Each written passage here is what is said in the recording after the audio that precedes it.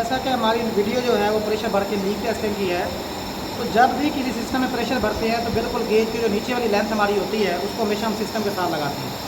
उसकी वजह ये होती है कि हमारी ये बिल्कुल गेज के नीचे वाली यूनियन है, लेंथ हमारी है, जब इस गेज को हम बंद कर देंगे तो इस लेंथ का तल्लक गेज के साथ होगा, लेकिन ये जो हमारी आउटपुट वाली है इसका तल्लक डिस्कनेक्ट हो जाता है इस रेगुलेटर के टाइट कर देने से, ठीक है ना।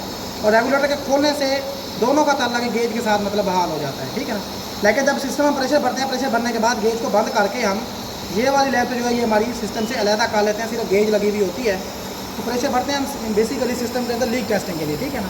तो लीक टेस्टिंग के लिए हम इसको साथ, ये हमारा प्रेशर पंप है, प्रेशर पंप के साथ हम इसको लगाएंगे। लगाने के बाद सिस्टम के अंदर हम प्रेशर भरेंगे। तो लीक टेस्टिंग के लिए जो प्रेशर की रेशो हमारी होती है वो डीसी इन्वर्टरों के अंदर वो हम 350-400 PSI रखते हैं ना, ठीक है ना। अगर फिर भी लीकिंग ना मिल रही हो तो 500 PSI तक भी आप भर सकते हैं, ठीक है ना, 450-500। तो फिर इंशाल्लाह हमारी लीकिंग जो है उसमें ट्रेस हो जाती है। तो अभी हम आउटडोर यूनिट में प्रेशर भर रहे हैं, दोनों एलकी हमारी फुल खुली हुई हैं, ठीक है ना। और यहाँ पर हमने ये एक डेड कैप लगा दी है ताकि यहाँ से प्रेशर लीक ना हो, और नीचे वाले सर्विस वाल पे भी हमने डेड कैप लगा दी है, ठीक है ना। और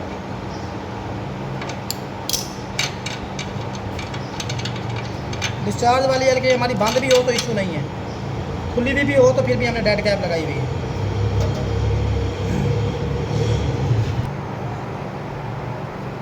जैसे जैसे सिस्टम में प्रेशर जाता जाएगा, आप देखें हमारा प्रेशर जो है तकरीबन जो है ना 60 PSI हो चुका है, और ऐसा ऐसा आप होता हुआ 70 तक जा रहा है।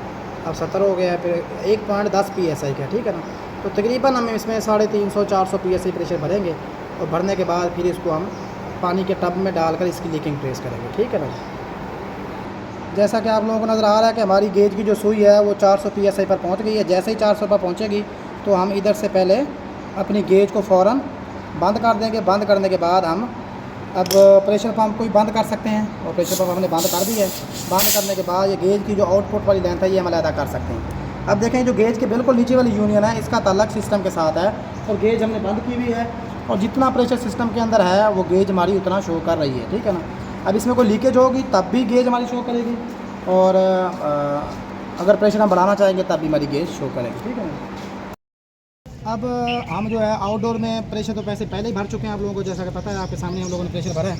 अब प्रेशर भरने के बाद जो है अब हम इसको ऐसे ऐसा ऐसा पानी में डालते जाएंगे। जैसा कि हमारा ये नीचे वाले बैंड पानी में डीप हो चुके हैं, ऐसा ऐसा हम इसको नीचे डालते जाएंगे, ठीक है ना। और जैसे जैसे हमारा आउटडोर नीचे की तरफ जाता जाएगा तो अगर कोई बैंड लीक होगा या कोई भी ज्वाइंट लीक होगा तो वो हमें पता चल जाएगा, ठीक है ना।